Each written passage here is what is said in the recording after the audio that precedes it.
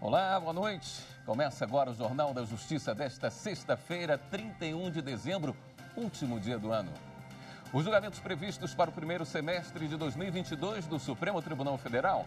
Entre os destaques, a continuidade da análise de recurso sobre restrições a operações policiais em comunidades do Rio de Janeiro durante a pandemia e o referendo de decisões sobre comprovação de vacinação. E você vai ver também na edição de hoje. STF vai discutir se candidato com direitos políticos suspensos pode tomar posse em cargo público. Superior Tribunal de Justiça decide que não há incidência de imposto de renda sobre juros por atraso no pagamento de verba alimentar à pessoa física. E saiba mais sobre o grupo de trabalho criado pelo Conselho Nacional de Justiça para evitar prisões injustas por reconhecimentos mal feitos.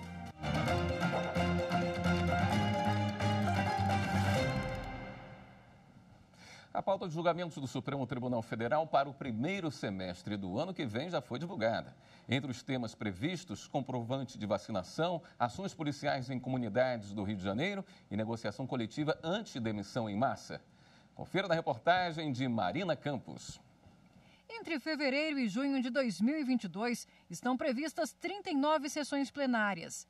Na pauta de julgamentos, destaque para as ações que envolvem a vacinação contra a Covid-19.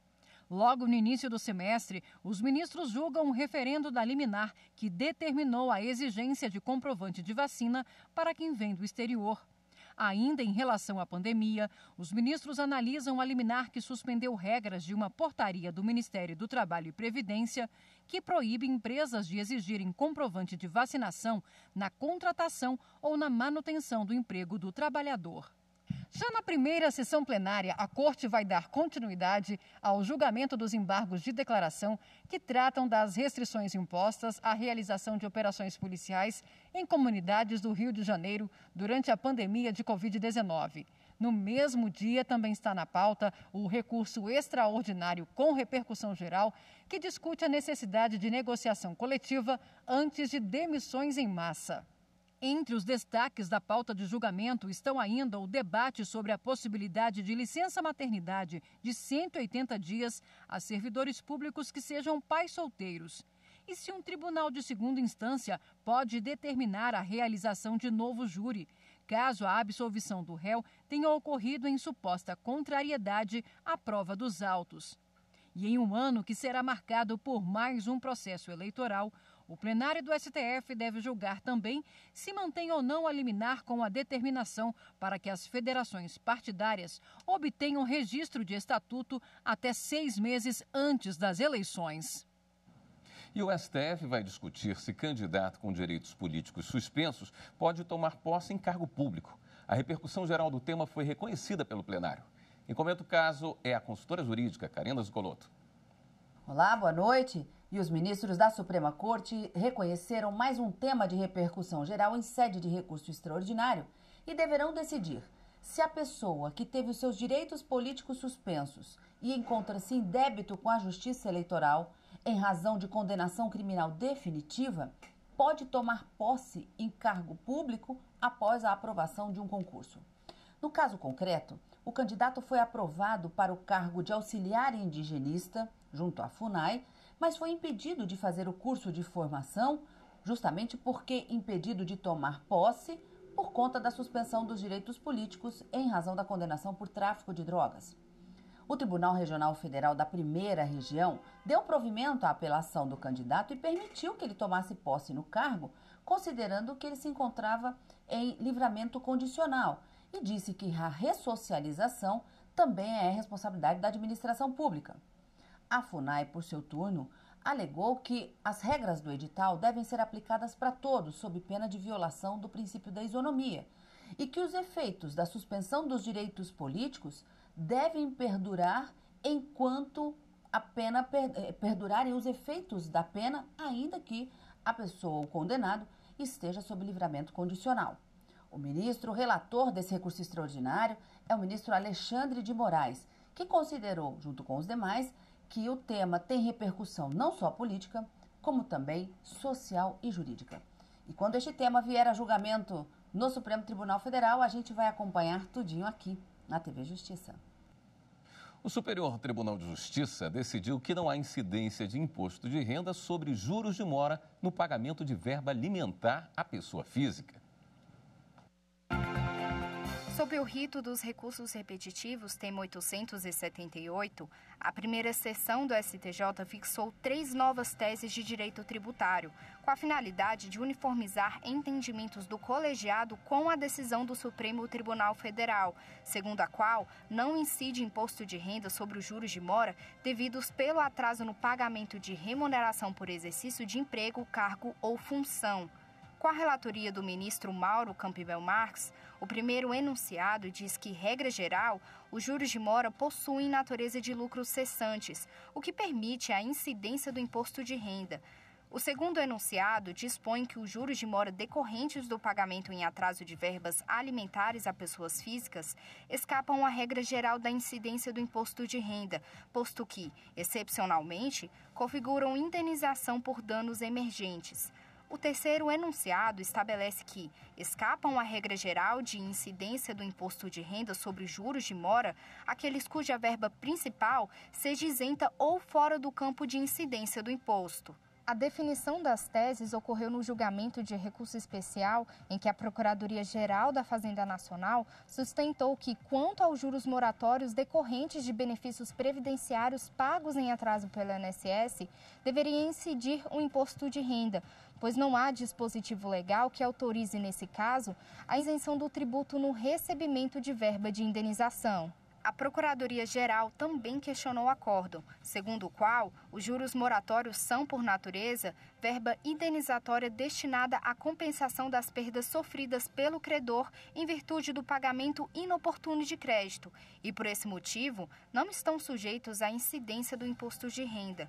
No voto, o relator ministro Mauro Campbell Marques afirmou que a Procuradoria-Geral da Fazenda Nacional não tem razão, visto que os juros de mora decorrentes do pagamento à pessoa física de verbas previdenciárias, remuneratórias e de natureza alimentar se enquadram na situação descrita pelo STF e que, dessa forma, não há que se falar na incidência do imposto de renda sobre os juros de mora em questão. E veja a seguir, na retrospectiva 2021 do STF, a decisão que tornou inconstitucional pena de 10 a 15 anos de prisão para o crime de importação de medicamentos sem registro sanitário. Voltamos já.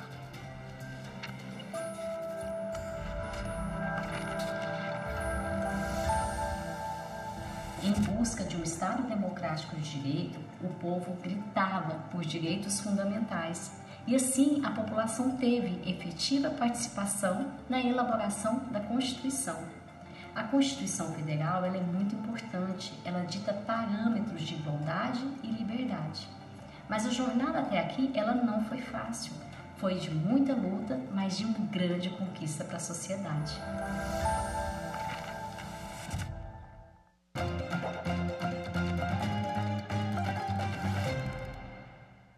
O reconhecimento mal feito de suspeitos de crime já causou e ainda causa inúmeras injustiças no Brasil.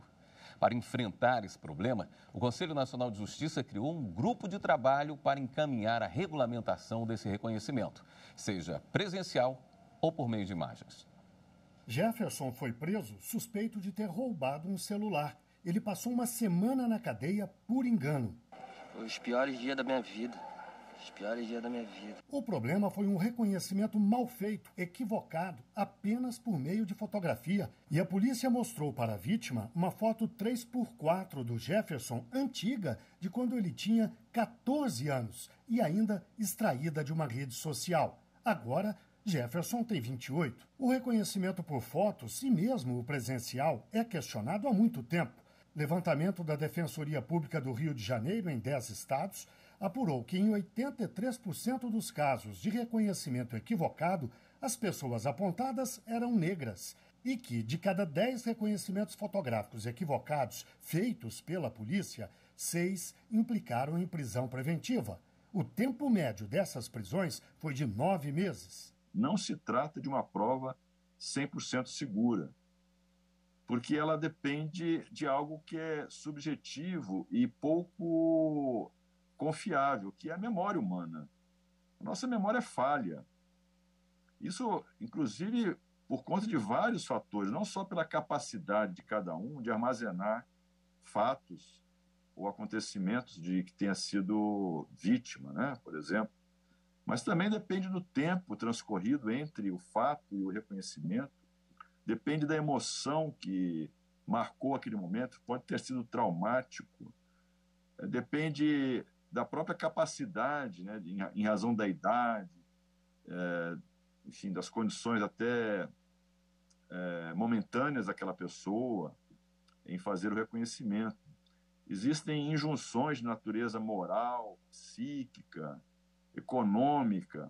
Existe, às vezes, uma indução também feita, eventualmente, por uma autoridade policial que deseja ardentemente esclarecer um crime e talvez acabe influenciando a vítima a realizar aquele reconhecimento equívoco, né? O pior é que, na maioria das vezes, os procedimentos nem obedeciam ao artigo 226 do Código de Processo Penal, que determina, antes do reconhecimento, a vítima do crime precisa descrever o suspeito, e esse suspeito deverá ser colocado ao lado de outras pessoas com características semelhantes. O basta aos erros e às injustiças começou com uma sentença do Superior Tribunal de Justiça. Em outubro do ano passado, 2020, a sexta turma operou uma mudança nessa jurisprudência e decidimos que não mais se aceitaria como válidas essas provas obtidas irregularmente. E determinamos, entre outras providências, a comunicação da decisão ao Conselho Nacional de Justiça, que, por sua vez, também já vinha sendo solicitado por representantes de entidades civis, como, por exemplo, o Innocence Project do Brasil, a colaborar nessa tentativa de modificar o quadro dramático que temos visto resulta na condenação de muitos inocentes. A modificação do quadro inclui a criação de um grupo de trabalho para propor mudanças nos procedimentos e até na lei. O grupo tem 26 integrantes, incluindo ONGs, representantes do Judiciário, do Ministério Público, da Defensoria e da Polícia. A ideia central é modernizar, civilizar um procedimento do século passado e que já causou inúmeras injustiças. O que se trata aqui é de uma regra de civilidade, uma regra de cidadania, uma regra de racionalidade. Quando se trata de um processo penal cujo resultado, invariavelmente, ou pelo menos quando se obtém uma condenação, é a retirada de um dos bens mais preciosos, talvez o mais precioso de todos nós após a vida, que é a liberdade, nós precisamos ser muito criteriosos. Não podemos nos acomodar com uma regra que data de 80 anos, uma regra que foi editada num momento político, social do Brasil totalmente diferente do atual. E na reportagem de hoje, da retrospectiva dos principais julgamentos do Supremo Tribunal Federal em 2021, você vai ver que o plenário decidiu que a pena de 10 a 15 anos de prisão para o crime de importação de medicamentos sem registro sanitário é inconstitucional.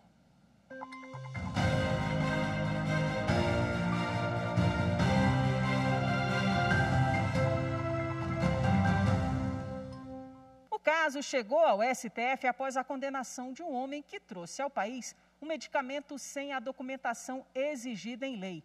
O Tribunal Regional Federal da 4ª Região optou por aplicar ao réu uma pena mais branda, de 3 anos de reclusão, com base na Lei de Drogas e não no Código Penal, cuja pena para o crime de importação de remédios sem registro varia entre 10 e 15 anos. Em discussão, a constitucionalidade da pena de prisão prevista no Código Penal para quem importa medicamento sem registro da Anvisa. Tanto o Ministério Público Federal quanto o condenado recorreram ao Supremo visando a anulação da decisão do TRF da 4ª Região. O julgamento foi retomado com o voto da ministra Rosa Weber, que acompanhou a divergência aberta pelo ministro Alexandre de Moraes. A ação penal prescrita para as condutas previstas no parágrafo 1º, a linha B do artigo 273, é manifestamente desproporcional, o que eiva a norma de inconstitucionalidade material. No mesmo sentido, votaram os ministros Dias Toffoli, Carmen Lúcia, Gilmar Mendes e Ricardo Lewandowski. Já o ministro Marco Aurélio teve um entendimento distinto dos demais. Ele declarou a constitucionalidade do artigo 273 do Código Penal e determinou que outro julgamento ocorra no caso específico. Assento, portanto, a constitucionalidade do 273, como está no Código Penal, parágrafo 1º-B. Outro julgamento ocorra e declaro com isso o prejuízo do recurso interposto pelo réu. É como voto. Depois, o ministro Luiz Roberto Barroso reajustou o voto para se alinhar ao voto do ministro Alexandre de Moraes. Então, por maioria, o plenário declarou a inconstitucionalidade da pena de 10 a 15 anos para o crime de importação de medicamentos sem registro na Anvisa e determinou o retorno do processo ao TRF4 para revisão da pena aplicada ao condenado, devendo ser considerada a pena de 1 a 3 anos e multa prevista na redação original do Código Penal para o artigo 273. O tribunal, por maioria, negou provimento ao recurso do Ministério Público e deu provimento parcial ao recurso de Paulo Roberto Pereira, determinando o retorno do processo ao Tribunal Regional Federal da 4ª Região para aplicação da tese jurídica fixada no julgamento de seguinte teor: é inconstitucional a aplicação do preceito secundário do artigo 273 do Código Penal com a redação dada pela Lei 9677, reclusão de 10 a 15 anos de multa, a hipótese prevista no seu parágrafo 1º, B1, que versa sobre a importação de medicamentos sem registro no órgão de vigilância sanitária. Para esta situação específica, fica repristinado o preceito secundário do artigo 273 na redação originária, reclusão de 1 a 3 anos.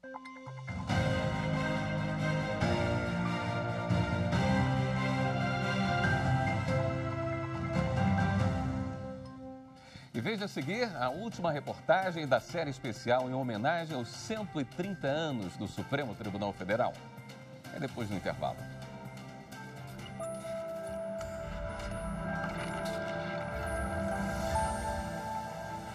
A Constituição desempenha um papel central na democracia e na proteção dos direitos dos cidadãos, além de limitar os poderes dos governantes. A Constituição visa transformar a realidade social através de suas normas.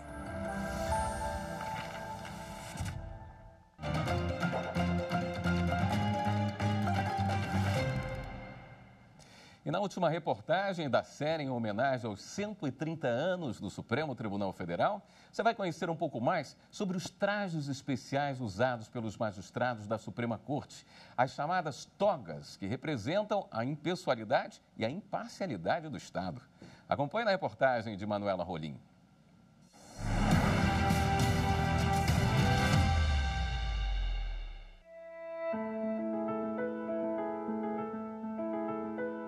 A mais alta corte do país conserva símbolos que se perpetuam ao longo da história. Um deles é o uso da toga. O traje é usado por ministros do Supremo, desembargadores e juízes federais. A vestimenta impõe austeridade e solenidade aos atos do judiciário. O ato de vestir uma indumentária especial em sessões de julgamentos é uma das mais antigas tradições civis. Você visita vários museus, é possível ver trajes especiais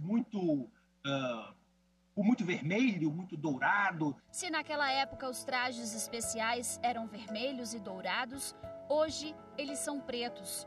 Apesar da mudança na cor, As togas atuais seguem padrões antigos, com grandes capas por cima da roupa tradicional, o que inclusive originou o nome da vestimenta. Esse nome, essa palavra toga, remete exatamente à ideia do comprimento. Toga vem do termo romano associado a tornozelo, a calcanhar, que era o comprimento desse tipo de roupa. É uma roupa, um tecido, enrolava-se pelo corpo, um tecido, cores variadas, né? Enrolava-se pelo corpo e que vestia senadores, tribunos, etc., diversas autoridades. A toga, em sua versão completa, é composta pela capa, uma vestimenta interna e um cinto. É assim que os magistrados do Supremo se apresentam em sessões solenes e de julgamentos. Nas sessões colegiadas, basta a capa. Já o uso do capelo, chapéu octogonal que também caracteriza o traje, caiu em desuso. Não por acaso, hoje ele é uma peça de museu, exposta inclusive no STF. No mesmo espaço ainda estão togas que marcaram a história da corte, como as usadas pelos ministros Francisco Rezec na Corte Internacional de Justiça de Haia e Thomson Flores, entre os anos de 1968 e 1981. A toga, usada pela primeira mulher a tomar posse no Supremo em 2000, ministra Ellen Grace, também ganhou destaque no museu. As togas, elas têm um simbolismo muito grande relacionado ao Poder Judiciário, em que elas passam essa imagem de força da própria instituição. Elas estão muito atreladas à instituição. E o interessante das togas é que elas vão contando, elas vão remontando a história do Poder Judiciário, à medida que elas remontam as sessões, remontam a evolução da instituição ao decorrer dos anos. Essa primeira que eu trouxe é a capa do ministro Rafael Maia. É um símbolo do ministro que participou da promulgação da Constituição de 88, né? Tem uma simbologia por trás das cores da veste, porque são pretas. Tem uma simbologia por causa do modelo das vestes. Tem uma linguagem que remontava uma linguagem clerical. E a cor representada pelo preto, porque simbolizaria, teoricamente, a união de todas as cores, né? Não para distinguir, como se pode pensar, de todas as camadas da população, mas para ser o menor entre todas as pessoas, né? E aí, por isso essa cor. E também tem a simbologia da capa do super-herói, né? Que é uma coisa da cultura pop, que é mais moderna. O uso de uma vestimenta especial no judiciário se estende também aos advogados que participam das sessões. Eles usam becas. Não por acaso, um armário colocado intencionalmente no corredor de acesso ao plenário da corte guarda esses trajes. Um dos símbolos mais emblemáticos da magistratura, a toga representa a impessoalidade e a imparcialidade do Estado, e não a autoridade de quem faz o uso da vestimenta. Portanto, o traje, ao ser passado de um magistrado para outro, carrega o mesmo grau de importância e isenção. A toga é vista como um sinal, digamos, de impessoalidade. Um sinal, eu diria até, de republicanismo, talvez. Ali não é o juiz A, B ou C que está julgando o indivíduo, quem está julgando é o Estado impessoal, que não distingue ricos e pobres, influentes e não influentes. A toga tem essa importância de fazer, de mostrar ao indivíduo que todos são iguais perante a lei. Por trás da toga não existe o João, o José, o Pedro, juiz, mas existe somente o juiz, o magistrado.